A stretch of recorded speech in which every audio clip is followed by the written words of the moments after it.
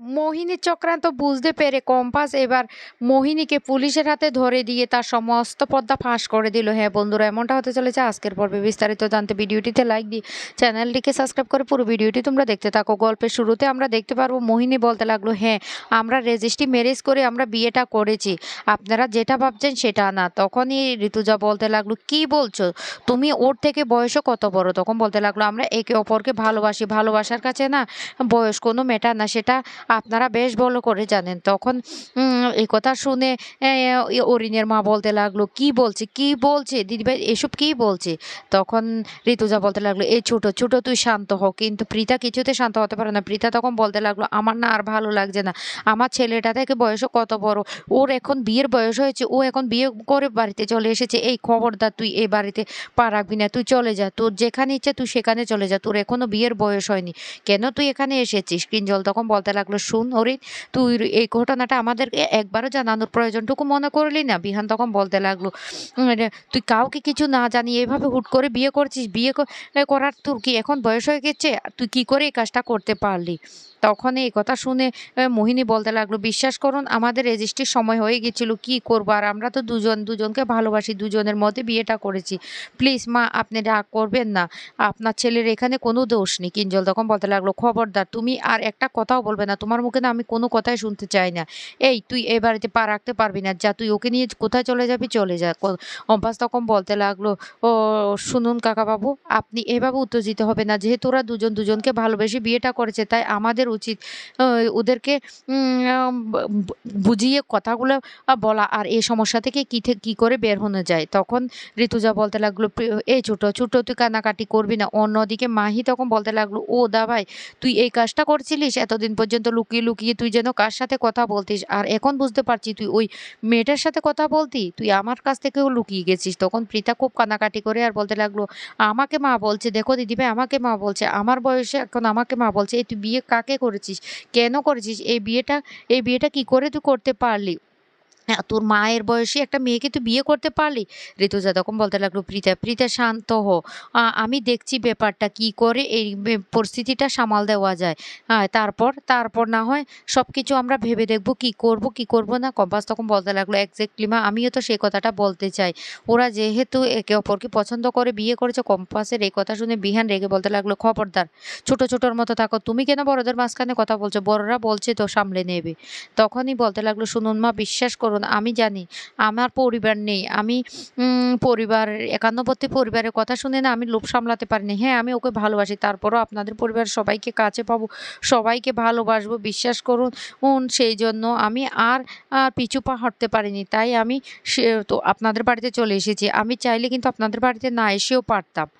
তখন কম্পাস বলতে লাগলো, ওর কথা তো ঠিক যেন মুক্তিবাসীর কথার মতো, ব্যাপারটা আমি কিছুই বুঝতে পারছি না। এদিকে পৃথা তখন বলতে লাগলো, দেখতে পেয়েছো দিদিভাই ও কি বলছে? তখন বলতে লাগলো, একদম ঠিক কথাই বলছি মা, আপনি খারাপ ভাববেন না, আমি আপনাকে মা বলবো না, কি বলবো? পৃথা তখন বলতে লাগলো, না তুমি আমাকে মা বলে ডাকবে না মা বলে। তখনই মোহিনী কান্না করে বলতে লাগলো, বিশ্বাস করুন আমি না আপনাদের পরিবারের সবার কথা না অনেক কথা শুনেছি, যখন থেকে অরিনের মুখে সবটা শুনেছি তখন থেকে, বিশ্বাস করুন আপনাদের পরিবারে আসার জন্য না আমার মনটা ব্যাকুল হয়ে পড়েছে। এমন একটা পরিবার পাবো যেখানে সবাই থাকবে আর ওদের সবার বন্ডিং এতটা ভালো, আমি চেয়েছি আপনাদের পরিবারটাকে আরও মজবুত করে রাখতে, তাই তো আমি বিয়েটা করে ফেলেছি। আমি যে চাকরিটা করি সেখানে না হয় আমরা দুজন থাকতাম, আমি চাইলে কিন্তু আপনার ছেলেকে নিয়ে আলাদা থাকতে পারতাম, কিন্তু আমি সেটা চাইনি। আমি শুধু চেয়েছি আপনাদের সবার সাথে একসাথে হাসি আনন্দে মেতে যেন থাকতে পারি। কম্পাস তখন বলতে লাগলো, মা আমার মনে হচ্ছে ওদেরকে ভিতরে আসতে দেওয়াই ভালো হবে, ওরা ভিতরে আসলে সমস্ত কথাটা শোনার পর না হয় আমরা যা ব্যবস্থা নেওয়ার নেব, বাইরে এভাবে চেঁচামেচি করলে তো লোকজন শুনবে।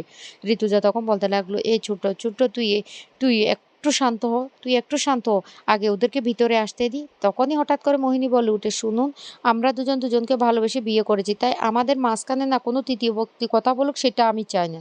এই কথা শুনেই তো ঋতুজা অবাক হয়ে যায়। তখন অখিলেশ বলতে লাগলো, "এই কি বলতে চাইছো? কি বলতে চাইছো তুমি?" তখন বলতে লাগলো, "আমি ঠিক কথাই বলতে চাইছি। মা আপনি বলুন না, আপনি আপনার ছেলের বউকে বরণ করে ঘরে তুলবেন না? এইভাবে আমাদেরকে ঘরে আসতে বলবেন না। আমাকে বরণ না করলে আমি এ বাড়িতে পাও রাখবো না। আমি এমনিতেও আপনাদের কথা ভেবে এ বাড়িতে এসেছি। যেহেতু আমি ওকে ভালোবেসে ভুল করেছি, তাই আমি এ বাড়িতে পা রাখবো না আমাকে বরণ না করলে।" অরিন তখন রেগে বলতে লাগলো, "মা তুমি ওর সাথে কেন এমনটা করছো? ওকে আমি ভালোবেসে বিয়ে করছি। তোমরা এর সাথে এরকম ব্যবহার কেন করছো? তুমি মোহিনী কোত্থাও যাবে না। তুমি এখানে থাকবে। তুমি আমার স্ত্রী। আর আমার এ বাড়িতে থাকার না অধিকার আছে।" কিঞ্জল তখন বলতে লাগলো, "এই বড়, বড় অনেক কথা বলেছিস। বিয়ে সম্বন্ধে তুই কি বুঝিস? কি জানিস? আর আমাদের বাড়িতে এমন একটা ক্রাইসিস চলছে তুই সবটা জানার পরও তুই কি করে এই কাজটা করতে পারলি?" অখিলেশ তখন বলতে লাগলো, "অরিন তোর থেকে তো এটা আশা করিনি। তুই কি করে এই কাজটা করতে পারলি? একবারও আমাদেরকে জানানোর প্রয়োজনটুকু মনে করলি না?" তখন অরিন কিছু বলতে গেলে মোহিনী বাধা দিয়ে বলতে লাগলো, "তুমি কোনো কথা বলো না। বিশ্বাস করো আমি চাই না আমার জন্য তোমার পরিবারে ঝামেলা হোক। সবাই এইভাবে ঝামেলা জড়িয়ে গেছে। তাই আমি চলে যাব। আমি তোমার জীবন থেকে চলে যাব। আমি থাকবো না এই বাড়িতে। আমাকে যদি সসম্মানে এই বাড়িতে গ্রহণ করা না হয়।" পৃথা তখন বলতে লাগলো, "খবরদার একটা কথা বলবে না। তোমাকে বরণ এই বাড়িতে আমি তোমাকে কিছুতে বরণ করে গড়ে তুলবো না। চলে যাও এখান থেকে। যেখানে ইচ্ছে সেখানে চলে যাও। ও তোমরা নিজেদেরটা নিজেরা দেখো। সমস্ত কিছু যখন নিজেদের ঘাড়ে পড়বে তখন বুঝবে বিয়ে করাটা কি।" এদিকে অখিলেশ বলতে লাগলো, "আমি যে কি করব, কোন দিক সামলাবো আমি কিছু বুঝতে পারছি না।" অন্যদিকে মোহিনী মনে মনে বলতে লাগলো, "একবার শুধু আমাকে এই বাড়িতে পা রাখতে দাও, তারপর দেখো তোমাদের অবস্থা কি করে।" এদিকে ঋতুজও প্রচণ্ড রেগে যায়। কম্পাস তখন বলতে লাগলো, "না, ওই মোহিনীর চোখ পর্দা করতে হলে ওই মোহিনীকে আগে বাড়ির ভিতরে নিয়ে আসতে হবে। ওর মুখ থেকে সমস্ত কথাটা শুনে তারপর যা ব্যবস্থা নেওয়ার নিতে হবে।"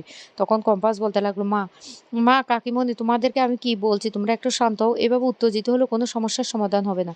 আগে ওদেরকে ভিতরে আসতে দাও, তারপরে যা করার করবো। দরকার পড়লে আমি ওকে বরণ করে গড়ে তুলবো। তখন মোহিনী বলতে লাগলো, "ও কম্পাস, তোমার নামটা না আমি অরিনের মুখ থেকে অনেকবার শুনেছি, তাই বলছি। তুমি না খুব ভালো।" কম্পাস তখন বলতে লাগলো, "মা তুমি যদি আমাকে অনুমতি দাও তাহলে আমি ওকে বরণ করে ঘরে তুলতে চাই। তারপর সমস্যার সমাধান করব সবাই মিলে একসাথে বসে। এভাবে মাথা গরম করে কিচ্ছু করা যাবে না মা।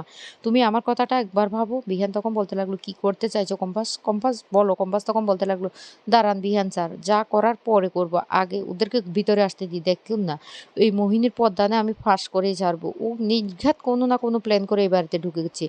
ওর কথাবার্তার ধরন না পুরোটাই মুক্তিমাসির মতো। আমার কেমন একটা অদ্ভুত মনে হচ্ছে।" এদিকে ঋতুজা বলতে লাগলো, "আমি কি করব? বাড়িতে একটার পর একটা বিপদ এসে পড়ছে। কি থেকে যে কি হয়ে গেল আমি কিছুই বুঝতে পারছি না।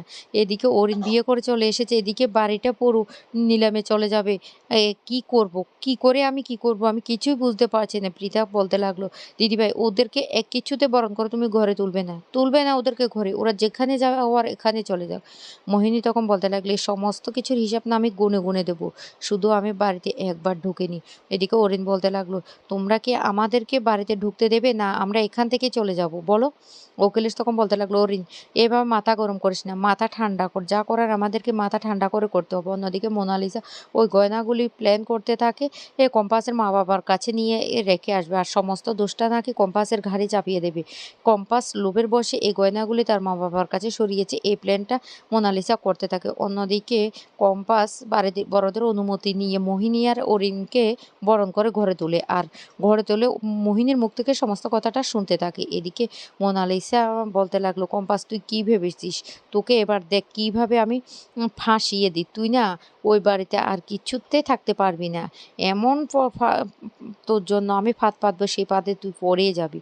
এদিকে মোহিনীর মুখ থেকে সবটা শোনার পরে কম্পাস বুঝতে পারে যে মোহিনী একটা বড়সড় চক্রান্ত করে এই বাড়িতে ঢুকে পড়েছে। কম্পাস তখন সেটা বুঝতে পেরে সবার সামনে মোহিনীর পর্দাটা ফাঁস করে দিয়ে মোহিনীকে পুলিশে দিয়ে দিল। হ্যাঁ বন্ধুরা, এমনটাই হতে চলেছে আগামী পর্বে।